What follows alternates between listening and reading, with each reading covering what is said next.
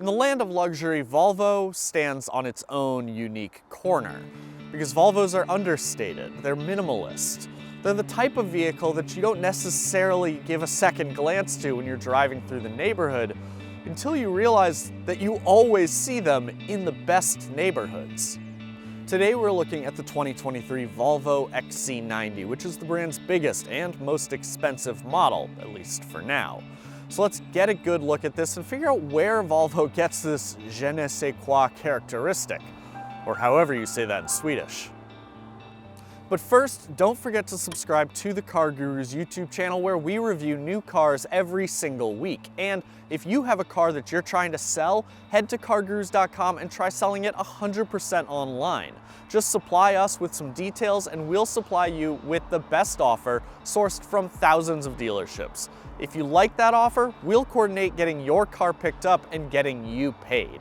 Now, remember when Volvo used to sell rolling bricks? Station wagons and sedans with great, safe reputations, but all the style of a toaster. Well, we've come a long way. The XC90 now looks so purposeful, yet not boastful. This is the automotive expression of acting like you've been there before. The front end is stout and solid and not at all in your face. The grille is assertive and bold without looking too big or too flashy. The headlights, now instantly recognizable as Volvo headlights, they add some modern flair that you never would have found on a 1990s or 1980s Volvo. And then the overall shape, while still fairly rectilinear, it's not a rectangle anymore.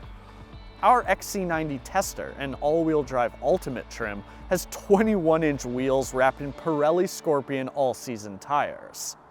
This vehicle in this weather could definitely do with some dedicated winter tires, but I won't act like the big wheels and this low-profile rubber don't look amazing. Now, Volvo still isn't known for having an overly exciting palette of paint colors. I mean, they do technically have a blue for the XC90, but even they call it a smoky blue. The other options are basically black, white, off-white, silver, gray, and another gray, this one. I do like that this platinum gray has some brown undertones in it, adds a little depth, a little richness to the tone. But if it was my money, I would still probably buy the XC90 in that blue, and not just because it's January when we're filming and I'm a little desperate to see color. But tell us what you think. What color would you paint your dream XC90? Or do you wish that Volvo would explore a little more of the rainbow? Inside, the design is just so elegant. Our steering wheel is gorgeous with its two-tone, three-spoke design, and everything is just a delightful blend of wonderful materials. Metal speaker covers on the door, the crystal shift knob, I mean, come on. Nappa leather covers the seats. You can get it in black or white, but of course those tasteful Swedes refer to it as charcoal or blonde. Everything has a beautiful, clean, minimalist look. There are only a few buttons, and we have these wood deco inlays and this sort of wood trim on the sliding covers here on the center console. I love sitting in Volvos because everything is just so peaceful and so pleasant. But that Scandinavian minimalism, it does lead to some space and storage frustrations. Notably, I mean, there's just not a lot of space in this car for your things. For instance, you could put a phone up here in this little cubby.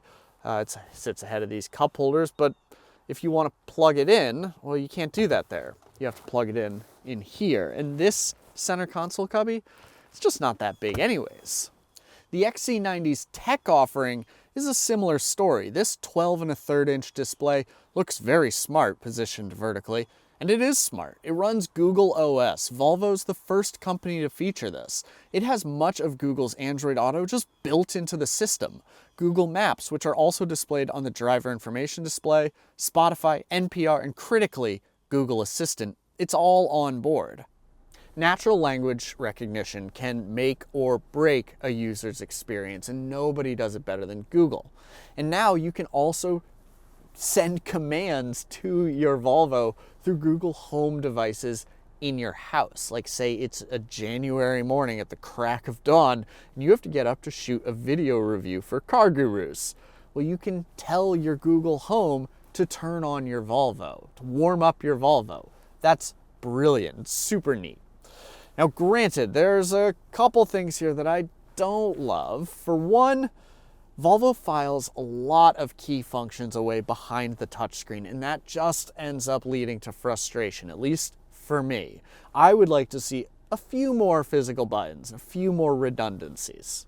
I don't want to have to poke at my screen to turn on the heated steering wheel, and I shouldn't need to look at the screen to adjust my seat's position.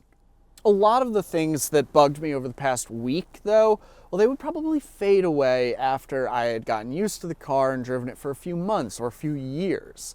But if you're thinking about test driving a Volvo XC90, just know that some of the company's, let's call them quirks, some of their quirks, they might take a little bit of time to get used to.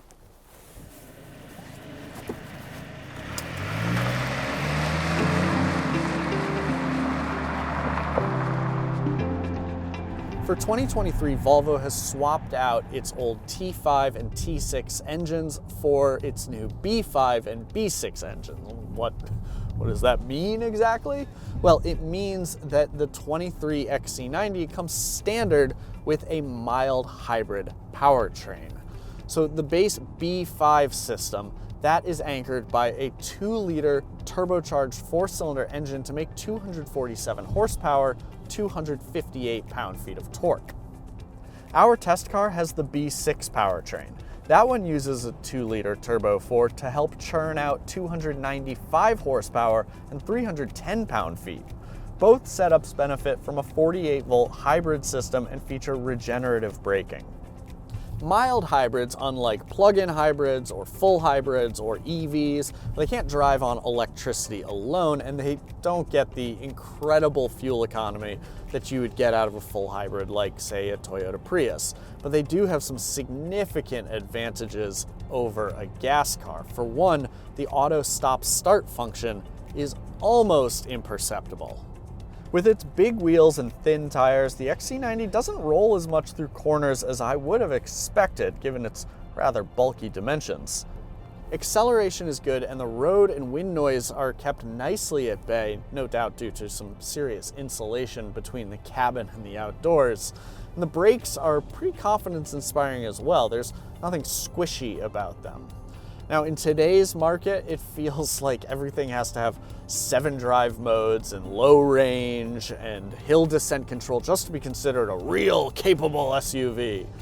But the XC90 has almost none of those.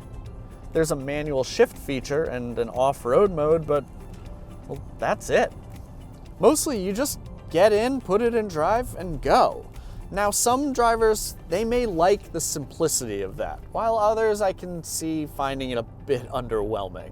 But let us know how you feel about it in the comments section.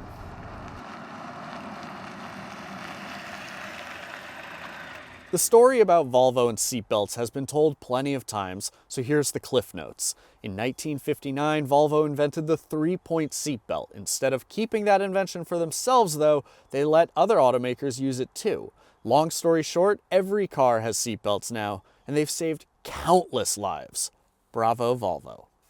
That's the kind of moment that can define a brand, and sure enough, Volvos are well regarded as some of the safest cars on the road. Not only does the XC90 carry a 5-star rating from the NHTSA, but it was also named a top safety pick plus by the IIHS in 2022.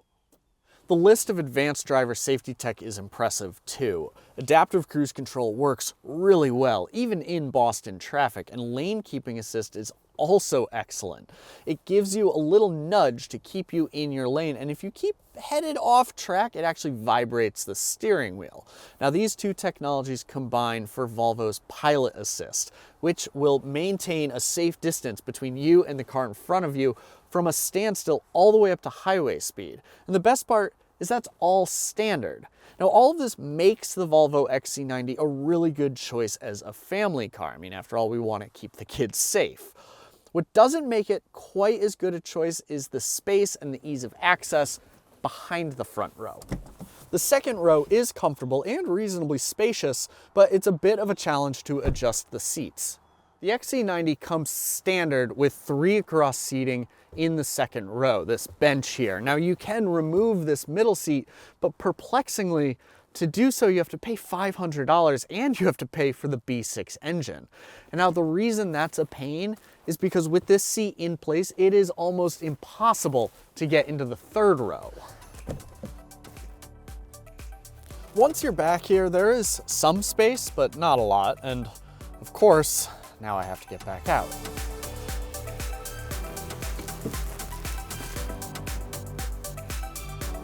Oh God. With the third seat up, you still get 12.5 feet of cargo space, which is actually pretty good. But with the seats down, the XC90 maxes out at only 65.5 cubic feet, and that's not a lot. I like that the Volvo XC90 drives like a smaller car than a typical 3-row SUV. As it turns out, that's because the XC90 is a smaller car than your typical 3-row SUV. The XC90 competes primarily against the Genesis GV70 and the Audi Q7, but there's also the Acura MDX and the Infiniti QX60. For a lot of reasons, it's hard not to like the XC90. There's something about the Volvo's understated luxury, its elegance, that just exudes class, while the Genesis and the Infiniti, and to some degree the Audi and Acura, they're still trying to make their case, while Volvo already feels completely comfortable in the room. Now, it's not without faults. The minimalism is sometimes a bit too minimal, and it's probably not the right choice if you're gonna have to use the third row on a regular basis. But I get the feeling that Volvo just isn't bothered by those sacrifices one bit. I love this car's quiet confidence, but tell us what you think about it in the comments section below. As always, thank you for watching and for subscribing to our YouTube channel. We'll see you next time.